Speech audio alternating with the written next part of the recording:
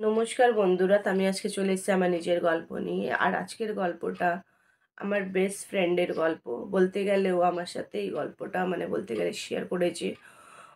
কি যে বলবো বন্ধুরা, আমিও ভাবতে পারছি না যে ওকে কি অ্যান্সার দেবো, যা ও আমার থেকে জিজ্ঞেস করেছে। তাই ভাবলাম আপনাদের সাথেই শেয়ার করি। আপনাদের যদি যেইভাবে আপনারা কথাগুলো বোঝেন সেইভাবে যদি আপনারা কমেন্টে আমাকে উত্তরটা দেন, আমার ভীষণ ভালো লাগবে। আসলে হয়েছিল ব্যাপারটা যে ওদের বাড়িতে ৭ ভাই, আমার বান্ধবী যে শ্বশুরবাড়িতে ওরা ৭ ভাই।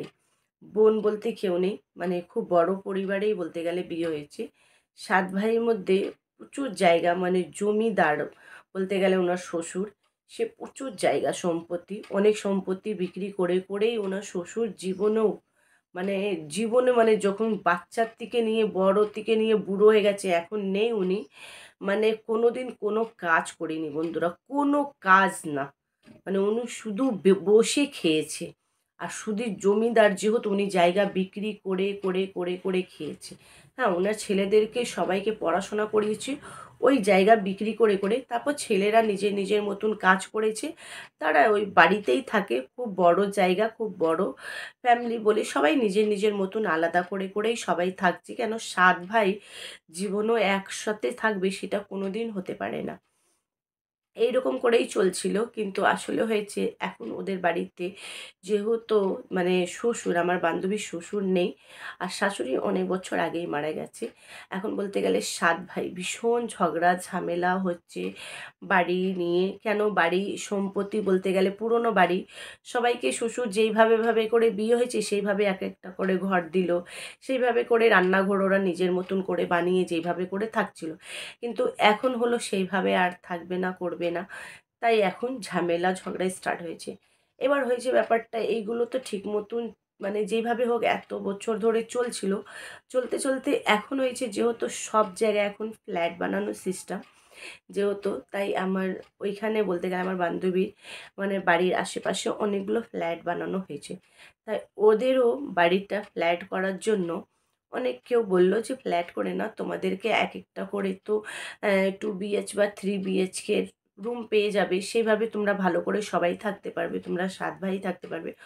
প্রচুর বড় জায়গা, খুব বড়, ফ্ল্যাট হলে এত বড় জায়গায় ফ্ল্যাট হবে, দেখার বলার মতন হবে।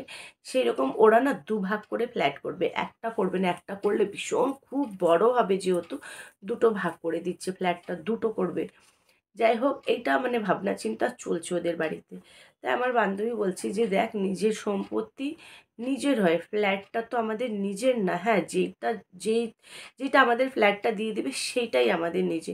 তারপর নিজের একটা জমি, নিজের একটা জায়গা, সেটা নিজের অধিকার, নিজের সব কিছু। যেইভাবেই থাকবো কেউ কিছু বলবে না। কিন্তু এইটা যাদেরকে আমরা দিয়ে দিলাম তারা তো শুধু আমাদেরকে বানিয়ে বানিয়ে সবাইকে দিয়ে দিচ্ছে। তার ছাড়া তো আমাদের হাতে আর কিছুই থাকছে না। এর জন্য আমাকে না এইসব গল্পটা যখন শেয়ার করার পর আমাকে বলছে যে প্লিজ বল না একবার আমরা কি করব, আমার একদম ইচ্ছা নেই ফ্ল্যাটে থাকার। আমি ভাবছি এখানেই নিজের যেই রকমই হোক একটা ঘর করে, একটা রান্নাঘর এইভাবে করে থাকবো। কিন্তু এইভাবে আমি ফ্ল্যাটে থাকবো না রে, আমার একদম ইচ্ছা নেই। তারপর বলতে গেলে বন্ধুরা না, যেহেতু ৭ ভাই, খুব একটা যে কাজ ভালো করে সেরকম একদমই না। ফ্ল্যাটে থাকতে গেলে দেখো, এখন তোরা নর্মাল যেইভাবে খাচ্ছে দাচ্ছে থাকছি, কিন্তু ফ্ল্যাটে থাকতে গেলে মিনিমাম মাসে ১,০০০ টাকা থেকে আমার মনে হয় বেশি খরচা আছে, সেইগুলো কিন্তু দিতে হয় মাসে মাসে। কিন্তু এদের এই ১,০০০ টাকাটা তো বাঁচছে, দিচ্ছে তো না কোথাও, তাহলে তো বাঁচছেই একদিকে।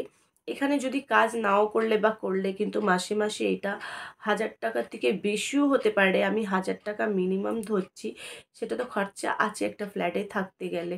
মানে অনেকগুলো খরচা অনেক রকম আছে, সেইগুলো ওইখানে যে গার্ডগুলো রাখে, সিডলি গার্ড, তাদেরকে দিতে হয়। তারপরে হলো অনেকগুলো ৫ তলা অবধি থাকে, সেই সিঁড়ি মোছা ধোয়া পরিষ্কার রাখার সেইগুলো লোক রাখে, সেই হিসাবে ভাগ করে দেয় টাকা, দেওয়ার হিসাব রেখে দেয়। তারপর হলো যেই জলগুলো সাপ্লাই হয় সবার সবার ফ্ল্যাটে, সেই একটা হিসাব আছে।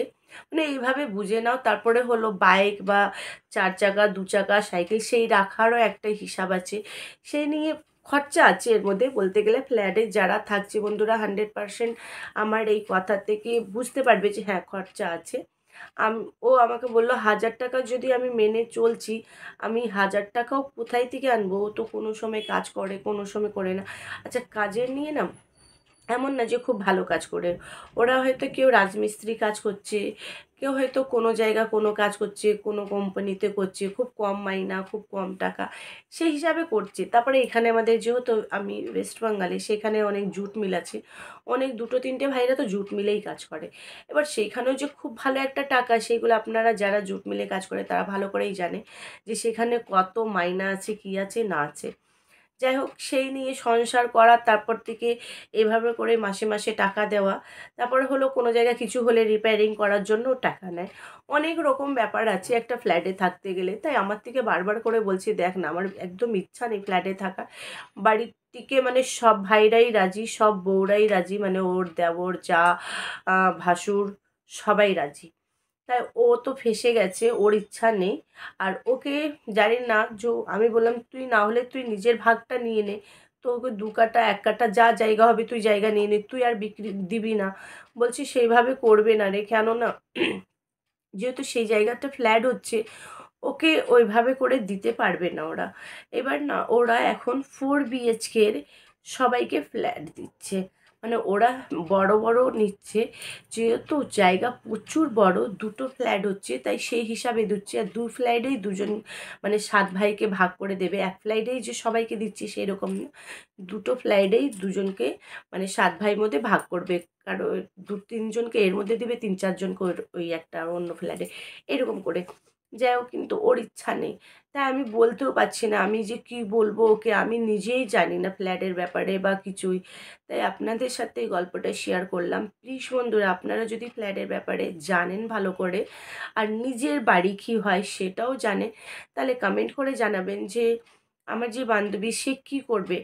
ফ্ল্যাটে থাকা ভালো হবে, না নিজের বাড়ি, নিজের সম্পত্তি, যা একটু ওর ভাগ হোক, সেই ভাগটা নিয়ে সেখানে যেভাবে হোক, মানে টালির টিনের ঘর করেই থাকুক না, বেড়ারই ঘর করে থাকুক না, কিন্তু নিজের তো নিজের হয়, সেইভাবে থাকবে। প্লিজ একবার আমাকে কমেন্ট করে জানাবে, সেই হিসাবে আমি আমার বান্ধবীকে ফোন করে আমি জানাবো। কেননা ও, মানে আমার সাথে কথা বলতে বলতে না কেঁদে ফেলেছে। ও বুঝতেই পারছে না কী করে, বলছে আমার শ্বশুর নেই, শাশুড়ি নেই। আর এইদিকে না এদের এত প্রেশার এইসব নিয়ে, যে সই তো সবাইকে করতে হবে। আর ওরা সই না করলে বিক্রিও হচ্ছে না, মানে ওরা তো ফ্ল্যাট বানাবে বলে তো সবার সই নিয়ে নেয়, সব কাগজপত্র নিয়ে নেয়। এইরকম একটা ব্যাপার আছে। সেজন্য ওর একদম ইচ্ছা নেই, কিন্তু খুব কম সময় ওদের হাতে। যেহেতু যারা নিচ্ছে তাদের পুরো ফিক্স হয়ে গেছে, মানে কিভাবে করে কি করবে না করবে। যেইগুলো আমি আপনাদের সাথে গল্পটা শেয়ার করলাম, বুঝতে পারছেন অনেকগুলো কথা এগিয়ে গেছে, অনেকগুলো ব্যাপার আগে হয়ে গেছে, এগিয়ে গেছে। সেই নিয়ে ও আর বুঝতে পারছে না, তাই আমার সাথে শেয়ার করলো। আর আমি আপনাদের সাথে শেয়ার করলাম। প্লিজ বন্ধুরা জানাবেন কোনটা ভালো হবে, ফ্ল্যাট নেওয়া না নিজের বাড়ি থাকলে ভালো হবে। যেইভাবে হোক থাকুক, ওর নিজের সম্পত্তিটা যদি ভাগ করে নিয়ে নিতে পারে সেটা ভালো হবে। নিশ্চয়ই কমেন্ট করে জানাবে। আর আমার ভিডিওটা ভালো লাগলে অবশ্যই বন্ধুরা লাইক, কমেন্ট করবে, শেয়ার করবে, সাবস্ক্রাইব করবে। খুব ভালোবাসা দেবে আমার ভিডিওতে। আপনারা ভালো থাকবে, সুস্থ থাকবে, আমার ভিডিওগুলো দেখতে থাকবে। Bye bye.